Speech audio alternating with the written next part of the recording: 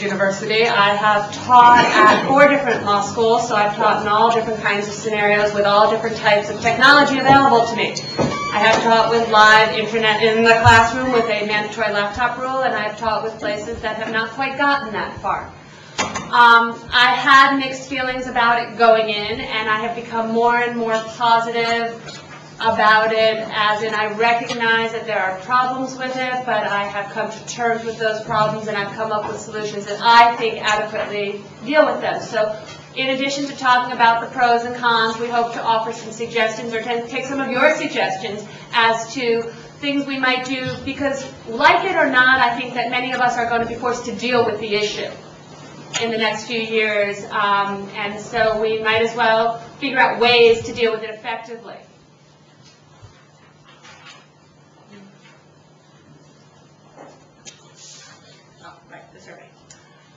She asked that we, no audio, I expect the microphone is not hooked up. Okay, Eric, can you hear us now? Okay, hopefully all of you filled out the survey, and actually not all of you because I only had 93 responses, and somehow I doubt all of you are here.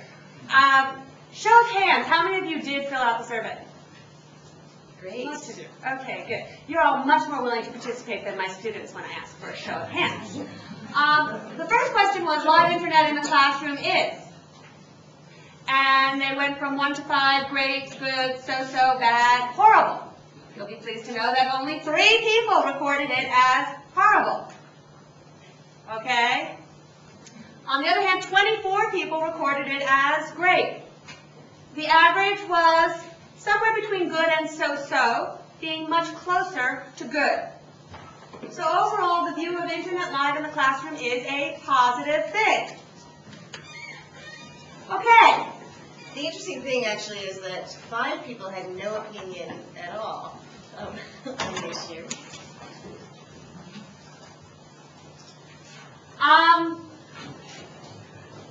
In terms of internet available and how it's available, there was a mix between it being available live, as in all classrooms, in some, wired, wireless, whole variety of stuff. The most interesting part, though, of this is, and I can't, of the 44 people who had actually taught with live internet in the classroom, only 6 of them changed their opinions after doing it. Only 6 people had their view of live internet changed after teaching with it, and only 1 of those was changed negatively. So I thought that was very, very interesting information. So that was the general survey. It was really to get a feel. It clearly wasn't a very well thought out one. It was quickly done. I appreciate your contributions. I think that what it does say is that overall the feeling is positive, that there are certainly concerns. The best thing about it, access to information, interactive, appealing to different learning styles.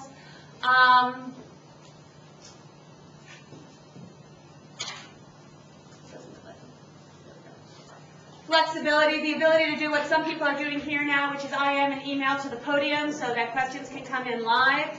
One of the things people saw is the potential. One of the potentials I'm looking for is the survey ability to people who are not willing to raise their hands in class, that I can get them to record their votes, because pedagogically I think that's helpful. We'll come back to that. The downsides, you can all guess what they are. It's the distraction. We're all concerned with the distraction, and it's very, very real.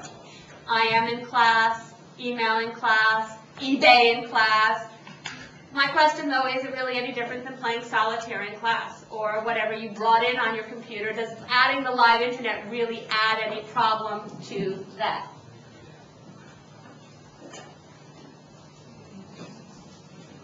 I think the survey is interesting because this audience is probably a more, tends to be a more pro-technology audience than most audiences would be. At least that would be my expectation of a CALI audience. People who have tried out technology more in their classes or in their work. And it's sort of interesting that the responses that we got weren't 100% positive. And people do seem to have some serious reservations about some aspects of this, which doesn't necessarily mean that you shouldn't use it. but does mean that maybe you should use it mindfully of these downsides, or think about some control issues that you may have in your classes. So, the big issue really is the pedagogical value of this, and that's the big issue that we want to consider in this session. And we want to focus on internet access in the classroom, and focus on that, but not necessarily exclude the issue of computer use in the classroom. That's a slightly different issue, but clearly a related issue. Although the internet access thing is becoming a lot more important because so many schools are wireless now. Certainly, I think we're moving towards that 100% wireless in a lot of schools. So what we wanted to look at is, two aspects of this issue, which is of the pedagogical value, which is, first of all, how much does this assist learning or impede learning?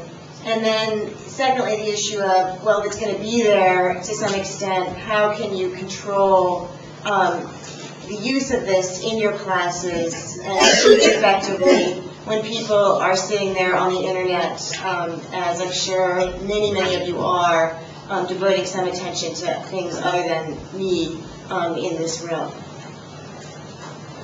Well, we've asked them to, so we can't criticize them for it. That's true. The effect of internet in the classroom, different people have different views.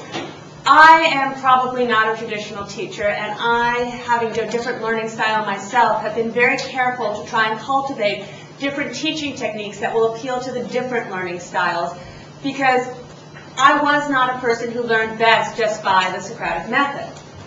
And so, recognizing that and being very glad that there's now a whole body of information out there, of which I get a lot of at these CALI conferences, I try to focus to the learner that is more interactive or more visual, as well as the ones that learn through the Socratic dialogue. And so trying to use some mixture is the advantage of bringing internet into the classroom, in my opinion. Another advantage is that for some classes, not all by any stretch of the imagination, and maybe not in all of the first-year classes in particular, but in some of the upper-level specialty classes, like an intellectual property class, or some real estate classes, or my consumer protection class, and particularly in legal research and legal writing classes and drafting classes, the availability of the research and the different websites and the information that is available online, ready-handed in the classroom, is just invaluable assets. Now I want to speak to some of the downsides of this technology from a pedagogical point of view. And I handed out to you a bibliography. I know some of you in the back probably didn't get the bibliography, but it will be posted online. Obviously there's more writing, and I tried to focus on articles focused on law school pedagogy, and there are some holes in the literature, very big holes in the literature on the effectiveness of this technology in a law school learning environment. Molly Warner-Lean wrote a pretty controversial article that many of you may have read on, it's partway down, it's on the second page, they're in alphabetical order. Actually, she's under Lean, so it's midway down the first page, excuse me. It's called Technocentrism and the Soul of the Common Law, and where she says that she doesn't want to be classified as a neo-Luddite, but she has some concerns about what she calls the insensate use of computers in class. And she points out something that I also found to be the case, that there is a lack, almost a total lack of empirical evidence as to whether live internet access in class actually promotes better problem solving, better legal analysis, better reading comprehension of legal materials, and better learning of the law. And she says most literature, and I also found this to be the case, focuses on how to use technology and assumes that that's a good thing, assumes that internet access and classroom use of technology is a good thing without questioning it in any way, rather than looking at when it should be used or whether it should be used. And that is a kind of techno-utopianism, which I think we just need to step back and think about. Is that a good thing? And how are we using this technology? Or are we embracing it, in the words of Lincoln Steffens, who went to Russia in 1919 and said, I have seen the future and it works. And perhaps in 2002 he might have a different view of things, I don't know. He's no longer alive to tell us. But it's a kind of, you know, I have seen the future and it works, it's technology, does it work? And I think that's a challenge for many of you, that we could use more writing and more empirical analysis of whether or not this is effective in the teaching of law, and how can it be particularly effective. So that's something I think people need to think about pedagogically, is, are we just showing websites in class to show websites in class, or is it something that we're using to achieve a certain pedagogical purpose? Another reservation is multitasking. And obviously people say, well, you could always use these kinds of, you could always sit in class and take notes, and you could always do crossword puzzles, and you could send notes to your friends, and you could read the newspaper. And I can recall when I was a law student, and I was in an extremely boring class on international trade, I read the newspaper, I sat in the balcony, and it was very rude, I think now, but I was so bored in this class, it was really just incredibly tedious. And so of course that was going on, and the teacher knew it, and the teacher hadn't really lost control of the class because everybody was doing something other than listening to her. And some people would say, well, how is that any different from what we've got now? And I think it may be different because of some of the distraction ability of this technology, which we're going to sort of focus on in a minute. But also the problem that the students are really multitasking more. I mean, how many of you right now are multitasking? I know we invited you to do that, but how many of you are doing something other than just sitting there and focusing your attention on me? The camera's on us. You're not going to be revealed on Yeah, no one will know who you are. Well, a few tentative hands have gone up, and sometimes more and more are going up. Can you repeat the question?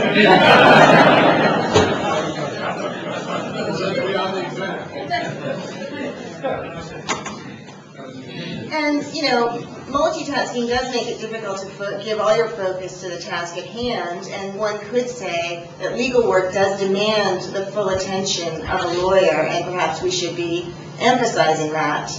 Another issue is, collaboration. Does this lead to more collaboration? Well, that would be a good thing, I think. Legal work is highly collaborative. But it's not clear that just, networking in the class to the podium is necessarily enhancing collaboration. Maybe that goes to, again, how we use the technology. There's an author named Jane Healy who's argued in a book about computers and children's development. It's called Failure to Connect. It was written a few years ago in 1998. I don't know if anyone's familiar with this book. And she says that she's talking about children, not law students. But she says encouraging children to, quote, learn by flitting about in a colorful multimedia world is a recipe for disorganized and undisciplined mind. Some of the habits of mind fostered by this software are dangerous, to wit, impulsivity, trial and error guessing, over-thoughtful problem solving, disregard of consequences, and expectation of overly easy pleasure. And, I think maybe some of those are equally applicable to law students. And then the final, sort of pedagogical con that, there are many, many others, but just that I would have you think about today is, the issue of how many institutions are really devoting institutional resources to developing effective pedagogical uses of the internet. Or are we just, using the internet unthinkingly and unmindfully, as I've suggested, may be the case in a lot of law schools. Professor Shubha Ghosh of Buffalo has even charged many law professors with using the internet as a babysitter. And I think, one needs to think about how are we using this in class.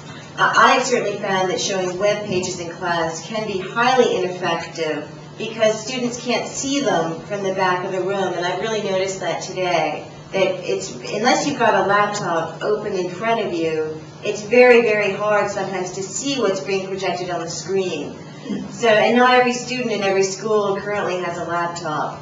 And even if they do, many web pages, if you show a web page, you just get some text, and you don't really get a complete page of text, but lots of very messy graphics and tiny, tiny font. And it can be very, very difficult to focus on what the person wants you to focus on. So sometimes all the multimedia can perhaps get in the way of focusing your attention.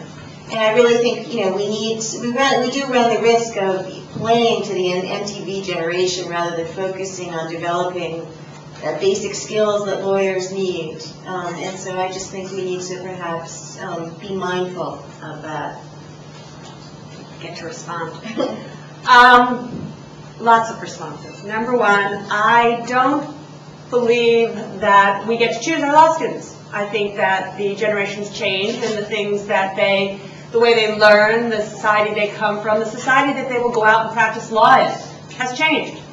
And no matter what, the society they go out into is going to have a very active internet in most offices, and they're going to have to learn to deal with multitasking. One of the biggest complaints people have is the distraction. My response to that is very simple. They need to learn to deal with that distraction. They need to learn to be able to focus their attention onto what is important at any given time. They need to learn that priority.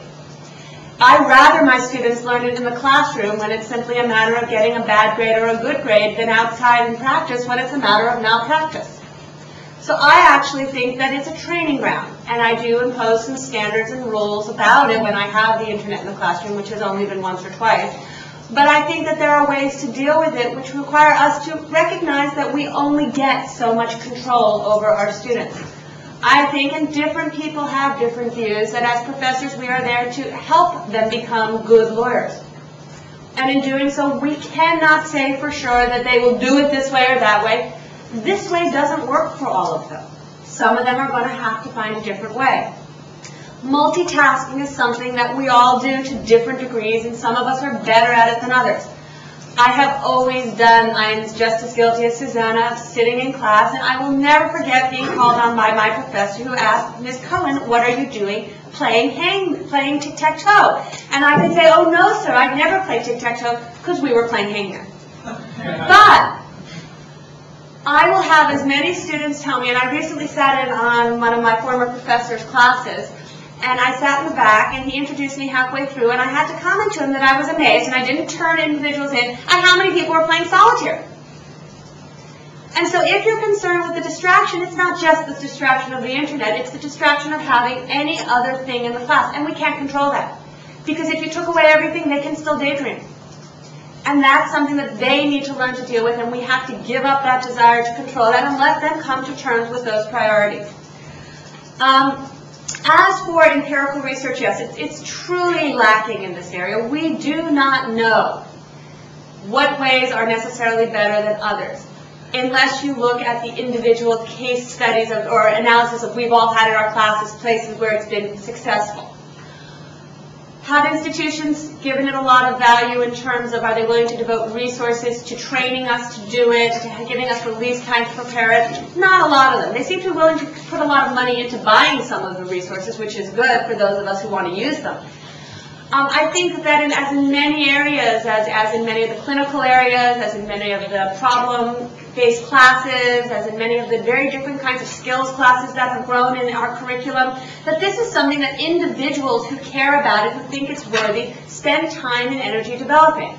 Some people will do it better than others. Some people will use it as more of a babysitter.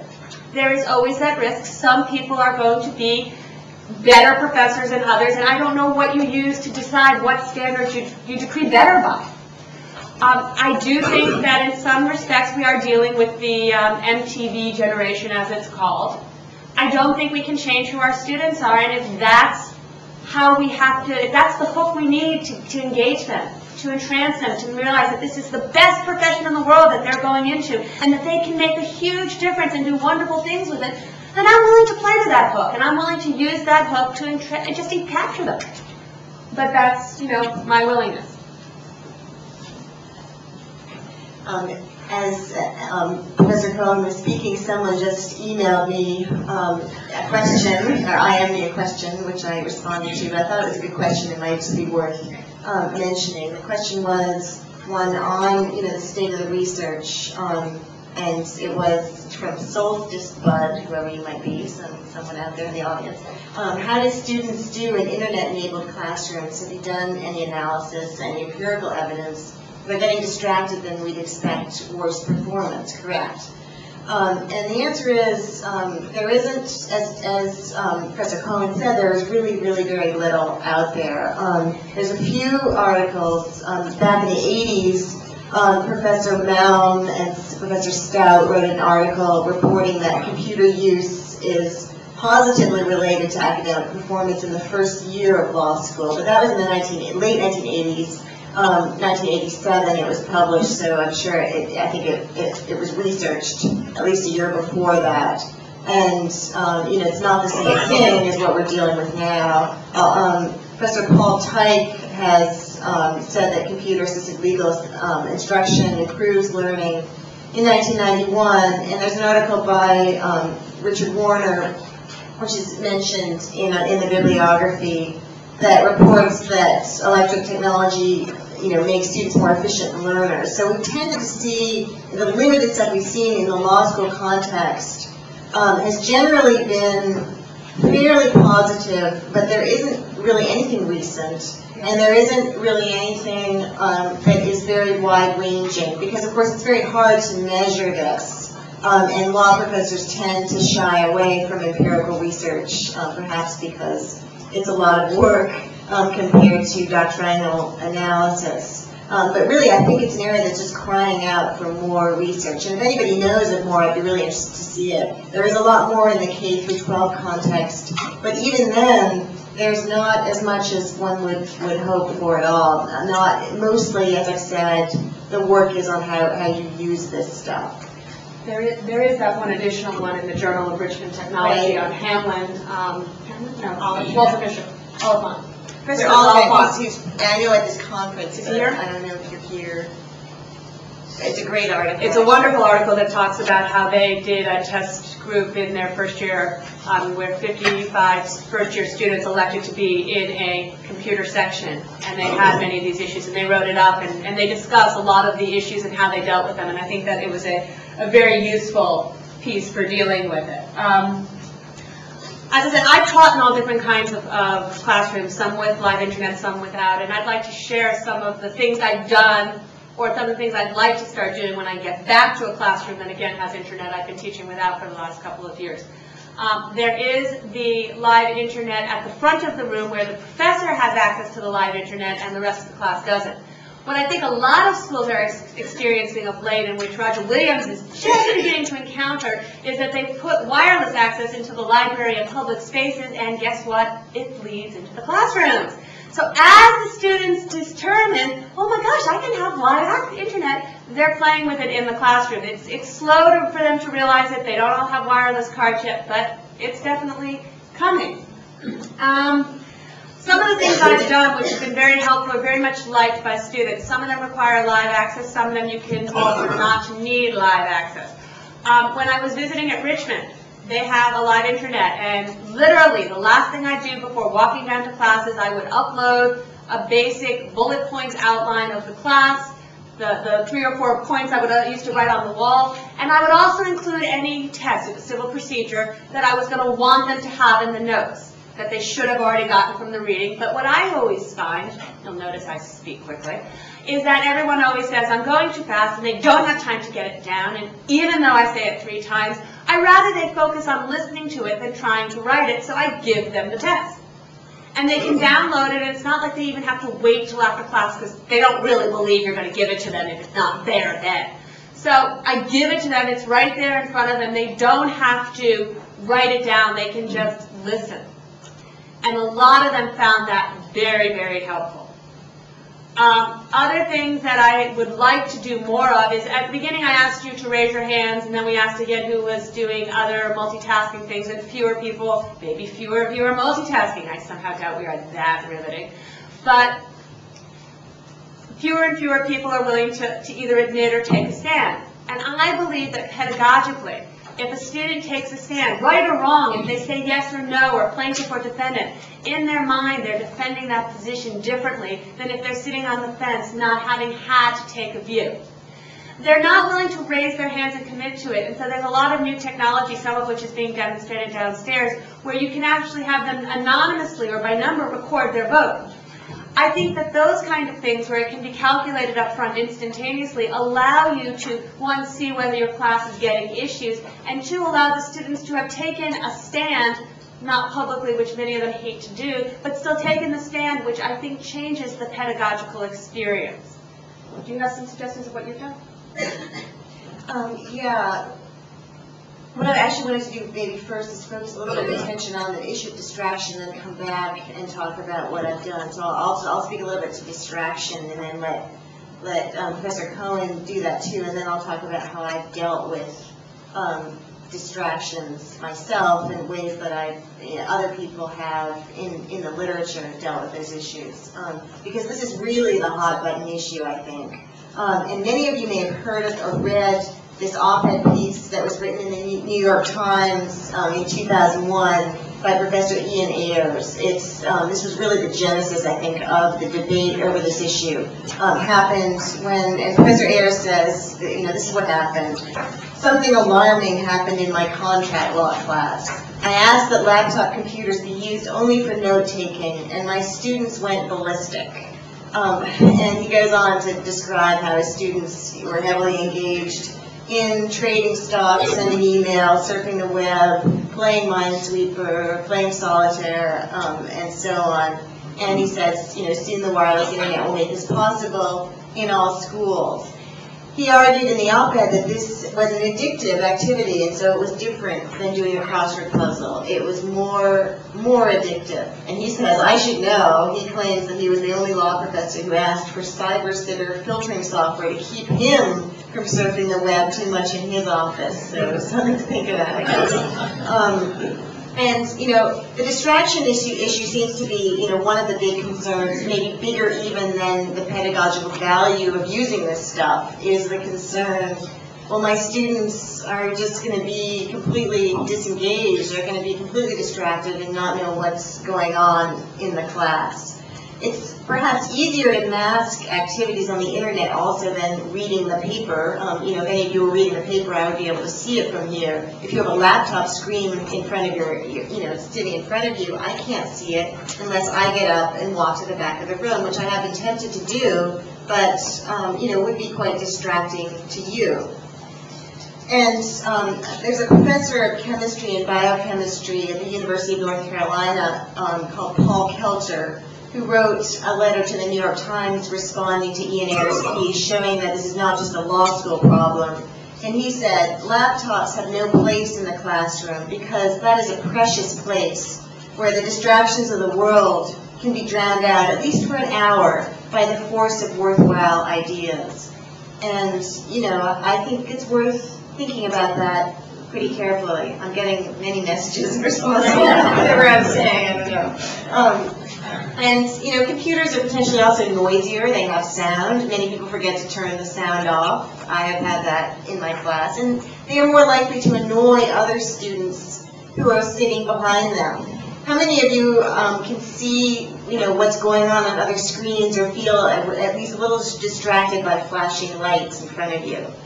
I have had students complain to me about solitaire, first-year civil procedure students who tend to be very nervous and have come to me and said, I can't focus in class because of all the solitaire that's being played, which of course made me feel awful as a teacher. They play solitaire in my class, how can that be? I'm so interesting that it wouldn't be possible. But I moved the students, but it gave me pause because I also, I have concerns about that going on in a classroom. I know they've paid money, I know they're adults, I know they can decide what to do with their time, but there is a question about whether this is more addictive, more compelling than other kinds of activities, and something that's hard to stop. Somebody just asked, I really have about 5 messages piled up here. Reamrod B has asked, who can quantify the addictive qualities? And I guess that's a good question. Maybe there's some tobacco industry research here in North Carolina. I don't know. There are no addictions. There are no addictions.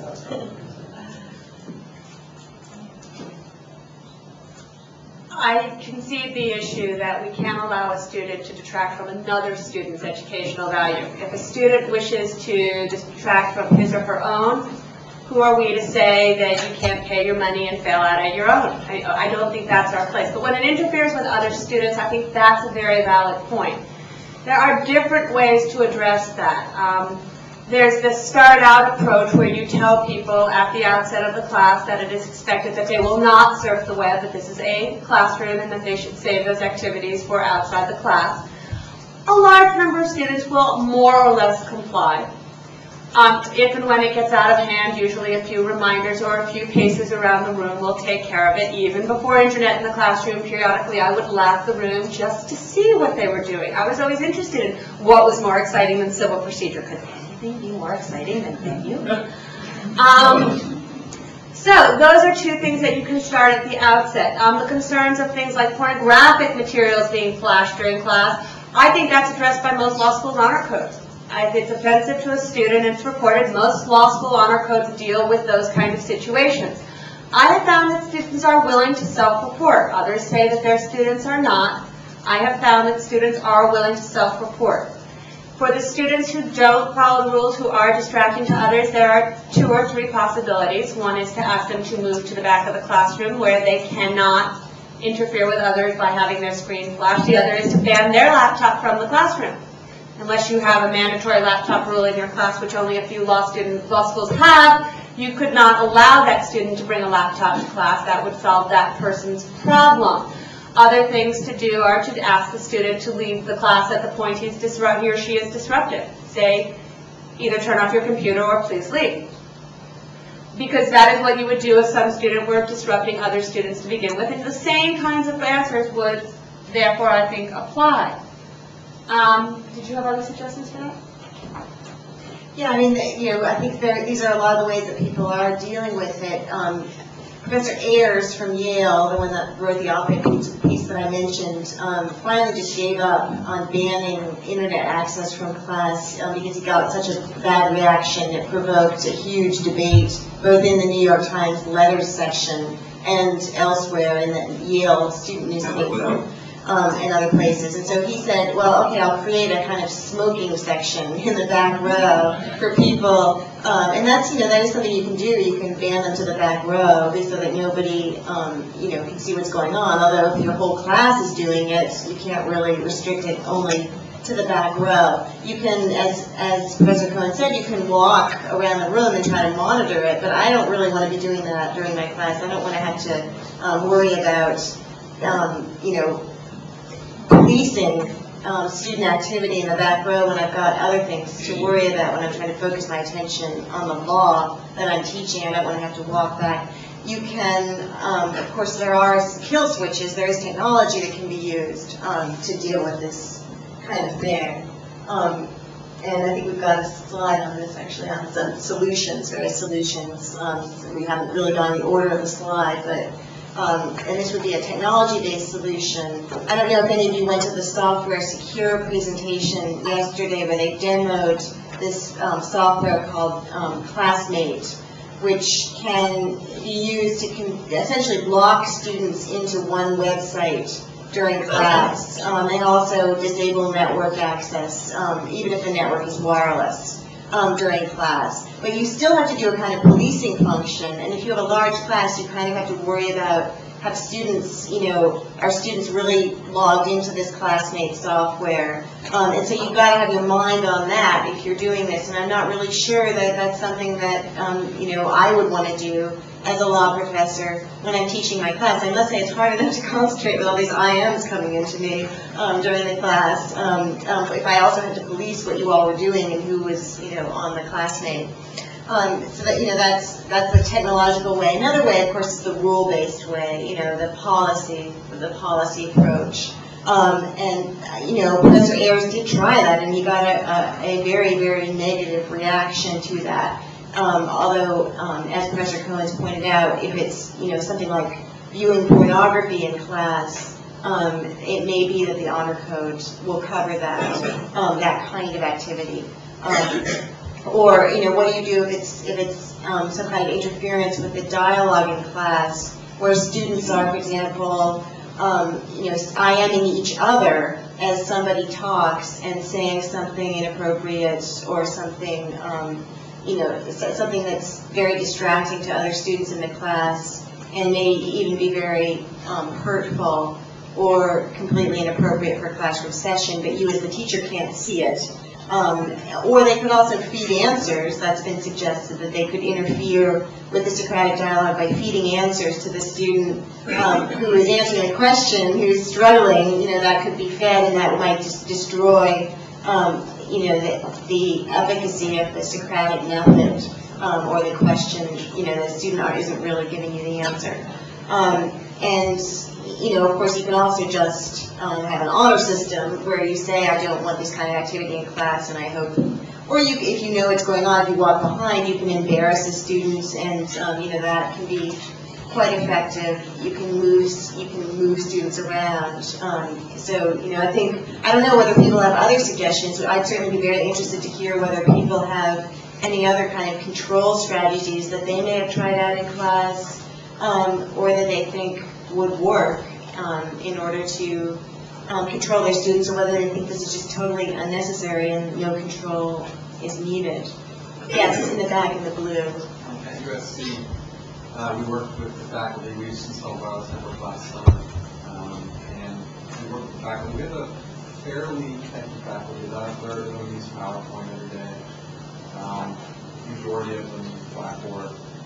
But even with the use of PowerPoint and Blackboard, the only real curricular reasons they were thinking to have access in the classroom was just generally PowerPoint presentations and accessing Blackboard course. And they decided, in the end, they decided that that wasn't enough, and they really didn't want to have wireless access in the classrooms. So what we did was we installed dummy access points in the classrooms. They're basically access points that aren't attached to the network.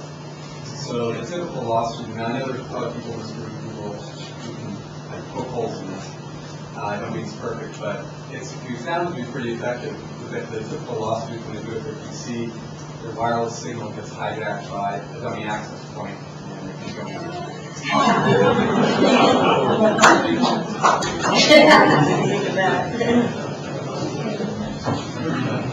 Well, I think that gullible people get what they deserve. My view about policing and stuff goes to a much more fundamental nature, and it's come up in a number of sessions, I think, that faculty are very resistant to internet in the classroom, and I think that that's often the case to anything new, is that we as faculty often get a little set in our ways. We've done it for a long time. We have our way down, and we can be resistant to change on occasion. Change is not necessarily bad. It's not necessarily good, and it's not necessarily for all people or all courses. But it can have value, and it should be allowed to be used where people think it adds value.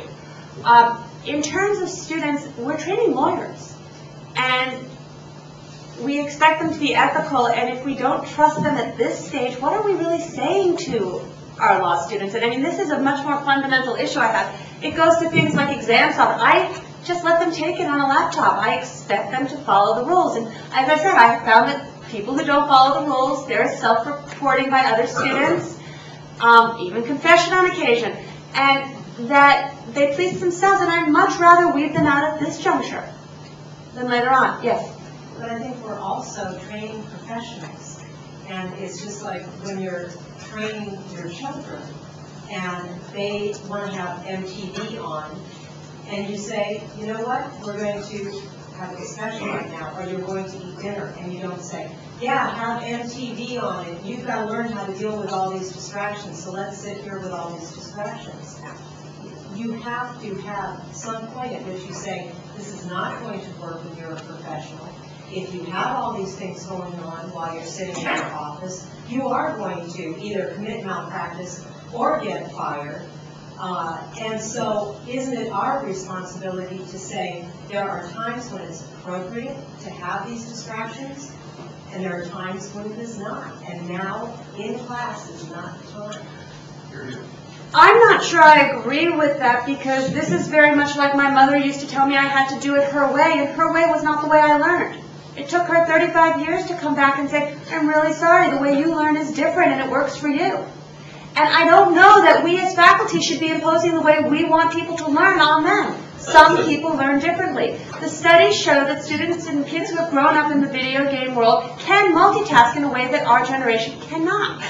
And who are we to tell them that they can't do what works for them? Now, it doesn't work for all of them. And what I think is part of our job is helping them find what works for them. I'm always amazed in the first year of law school where we tell them how to do it, and very few people bother to remind these people, hey, you've gotten all the way to law school. At some level, you know what works for you. Use your good judgment and common sense. Don't check in at the door to law school. And so I think there's a fine line there, and I don't think it falls one way or the other. And for some students, multitasking is fine. Others it won't. I have a question that goes back to that. I would agree with you if you could give me pedagogical studies in law schools that have bothered to say that the Socratic method worked. It worked for us because we learned under that methodology. And I think that's the fundamental problem we have. We don't have anything that backs up what we do. Therefore, we're looking at another model and saying, how does that interact? And I think that's the problem. We need to have some studies to come to some answers on how we can train these people. Because I would have a fear if I'm walking into a class and the New York office is right, and a third or half of my students are watching solitaire. That's a fundamental, more fundamentally saying there's something wrong with the system that's going on. If my students are turned off. Yeah, I'm not disagreeing that there aren't other methodologies, than the Socratic method, or using technology in the classroom is wrong. I'm saying if we're looking only at keeping distractions out by having a wireless system where everybody can sit there and be multitasking on everything except maybe what's going on in the classroom. Number one, I do think it is rude. And I think there's something to be said about, rudeness in our society. And also, they aren't going to be able to do that as a professional, as a lawyer. And maybe we ought to make sure, maybe they haven't been told when they were in high school or when they were in college, that when you're in a work environment, you can't be, watching your DVD. I think the civility point is an interesting one, and there are there's a few random other issues that people have raised before we take more comments. I know people are itching to comment, so I'll just quickly mention a couple ones that you might want to just consider. One is equality issues. Not every student in classroom, in most law schools right now has a laptop, so there's concerns about if you totally disagree with and think that this is an actual advantage, then there are going to be some students who are disadvantaged, or it's just an inequality issue. Some students will have this ability to multitask, and some will not. And students who are not computer literate, of which maybe there are fewer and fewer, according to the Pew Foundation study that's on the bibliography, that I think was the basis for the numbers in the plenary, that a huge number of college students are actively using the internet and computers. So maybe we don't need to be concerned about that anymore. Maybe the digital divide has been closed for college students to a large extent. But some professors, Professor Jessica Littman doesn't use it, or in the past didn't use this kind of stuff in her first year class for equality concerns. I guess people have even raised the issue of carpal tunnel syndrome and are contributing to that. Yes, in the light blue. I interrupted, and I said, look, people in meetings, lawyers in meetings, BlackBerry each other across the room and send jokes and do their emails through the BlackBerry. There are multitasking in their meetings, and there will be multitasking in their meetings. It is, that's their new environment. The meeting with the boss. Pardon? The meeting with the boss, will you do that? Well, there's 3 lawyers and 3 on the client side. I think there's one of the lawyers is on the BlackBerry and one of the clients is on the Maybe they're with each other, probably not. But what I'm thinking is, next semester, I should try setting up a chat room into which students can drop in if they want to be having a parallel discussion about a class. And maybe some are willing to ask questions to each other in this chat room rather than raise their hand and expose them to their identity to their fellow students. It seems to be a very effective thing to do. How bad can it be that they're talking to each other? It's in the green.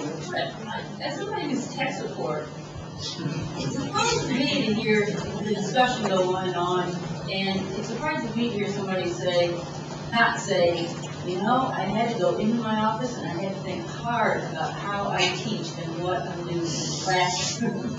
and I haven't seen that made as much of a point here, that people go and look in the mirror and think about how they really teach. Of course, these are my hopes and dreams about this all together. But I don't hear this point made very much.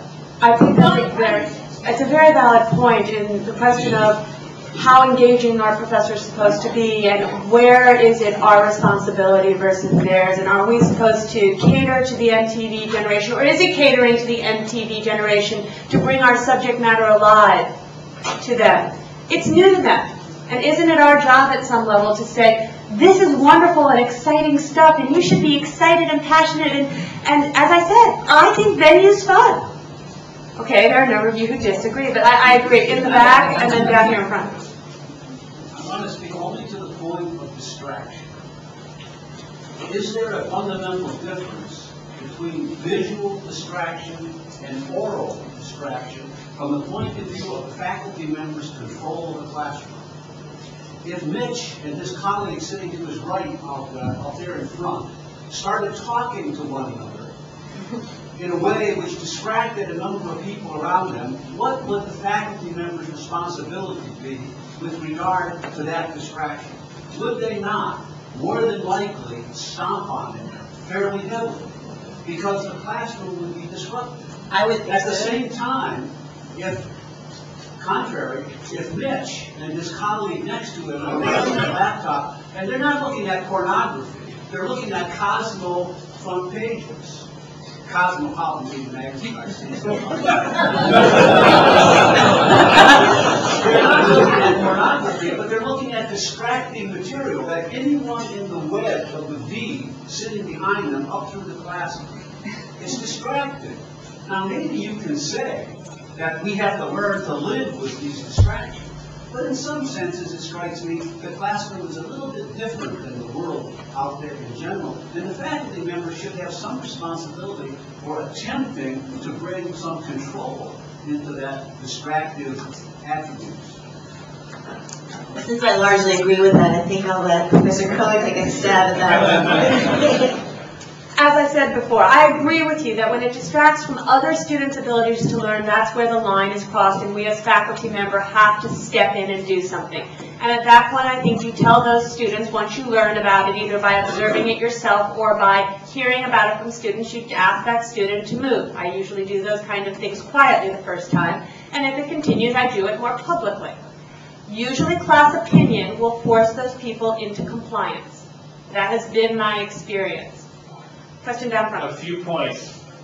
Part of the problem, in my view, is that this generation of students is much prefers typing to handwritten note-taking, and it becomes very difficult to distinguish between letting your students have a computer open and take notes in a wireless classroom and then letting them get onto the whatever they're getting onto. The second point is everybody in the class is doing it, then they're no longer distracting each other to be any more than they're distracting themselves, and then the faculty members got to realize, got to decide at what point all distractions can be controlled. And thirdly, as a technologist, I am averse to people blaming everything on technology and trying to find all the solutions in technology when fundamentally human behavior is involved. And one solution I don't know that has been tried in very many places is if you get faculty members who do wish to prevent use of computers in the classroom to announce that prior to registration, then we could bring some market forces to bear and see what happens to those registration for those classes. Here and then over here. Just out of curiosity, how many of you are teaching faculty? Wow. How many people are teaching faculty? Oh. Interesting. I have 2 points. The first is I don't really have any statistical studies like anyone else on how distracting it is or what effect it has. But I did graduate from law school 2 years ago, and I can tell you that I was at the law school when they transitioned from not having wireless to having wireless. And there were, you know, I don't know, maybe a couple of newspapers in class before. When I graduated and laptop use had skyrocketed up to most of the student body, there were a lot more people on the internet than were playing crossword puzzle. I mean, the New York Times puts a crossword puzzle into their newspaper and dares you to try and do it. They don't have $1 billion, trillion industry behind it trying to do everything they can to distract your attention. There's no industry behind hangman or solitaire trying to get you to use it at all times. But like we heard in the first plenary session, I mean, 5 out of the 10 most popular activities for students nowadays are technology related, and they can do all those things in the classroom. There are 5 favorite things to do they can do in the classroom. And we're talking about distraction on a level that's never been seen before. And speaking as a student, I can tell you that, I mean, that's taken advantage of. The other big problem I have with the idea of it's just a distraction, just like everything else is. The school, and myself as a technologist now, we're not paying a lot of money, including tons of staff time, into trying to support newspapers or solitaire or hangman. I mean, my department spends, if there's one activity we spend more time than anything else in trying to support, it's trying to keep this plethora of laptops and wireless cards going, and keeping the wireless network from getting overloaded. The last time the guy was up to upgrade our access points, he said these access points are built to handle about 20 users per connection. You have 100 and something users connecting to each of these access points at any given time.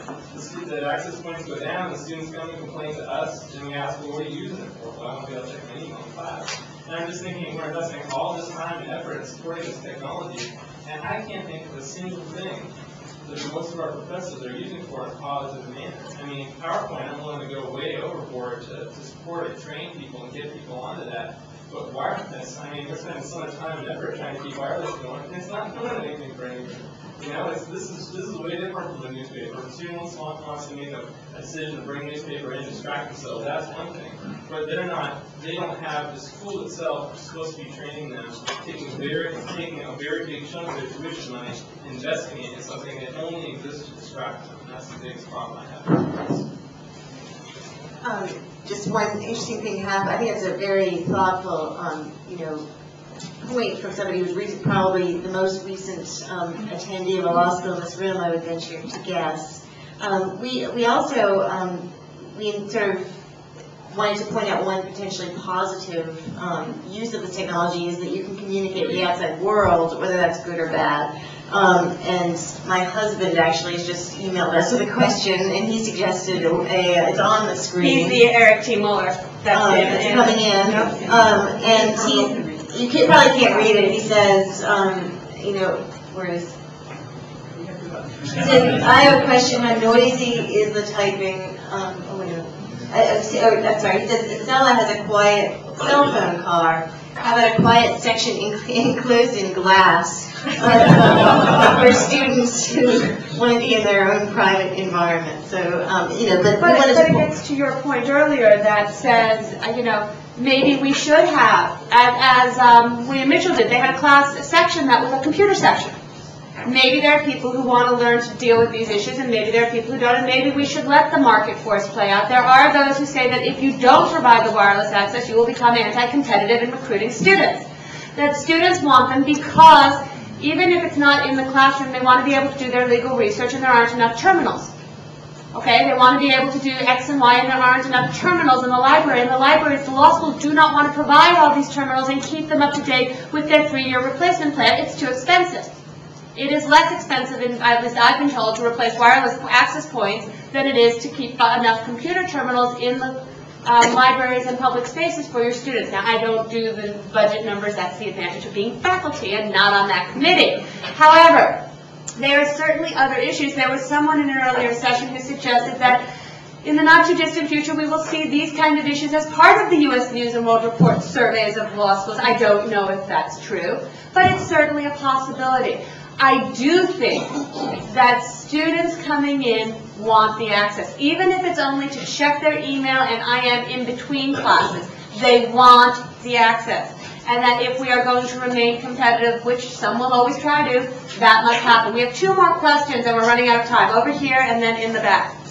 Maybe more of a comment going to the comment that's in front of me before. It seems to be one of the large challenges for law faculty so far not very well met is to find ways of using the internet availability to engage a larger proportion of our students. And the fact is that the old teaching technology, the Socratic method, depended on the ability of students who were not on call to engage with the person who was on call, and that doesn't happen anymore. The students who come to us don't have that kind of attention span that they used to have. It might be regrettable that they don't have it anymore, but they don't have it anymore, and we have to find some way, in fact, to engage all of their attention. There's some promise here. It hasn't yet been realized by us, but it has been by the makers of solitaire games.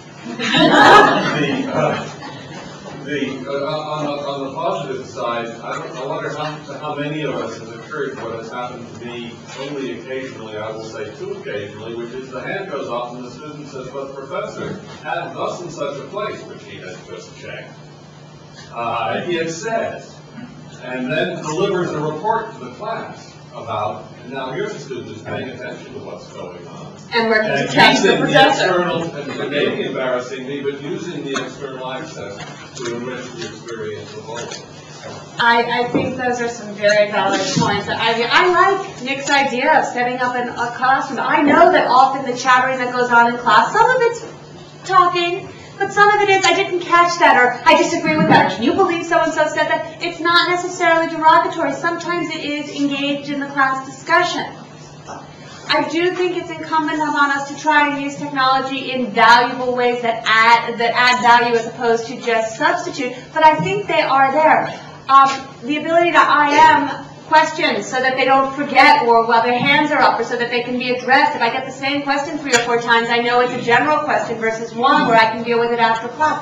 All sorts of ways. We can take one more question in the back, and then we're going to let you all go to your snack. I know I'm probably going to get bashed for this, but I just wanted to say that overall, I blame most of, or if not all of, the law schools for this, because true enough, there are some students who are taking over the class, and there are some students who use the classroom after class as places to study and gain internet access outside of the library.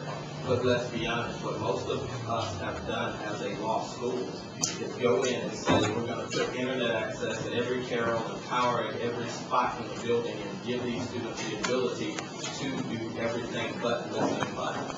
We never created, once we put in this internet access, we didn't say this is what we plan on doing with it when we teach our class, and this is why we're putting it in class. We said this is new technology, and let's put it everywhere in the building. And now students are running wild with it, with empty building. That's right, and I'm amazed that we managed to get to the end of the session with you being the first mention of the word MP3. It's Frankenstein. We created our own monster.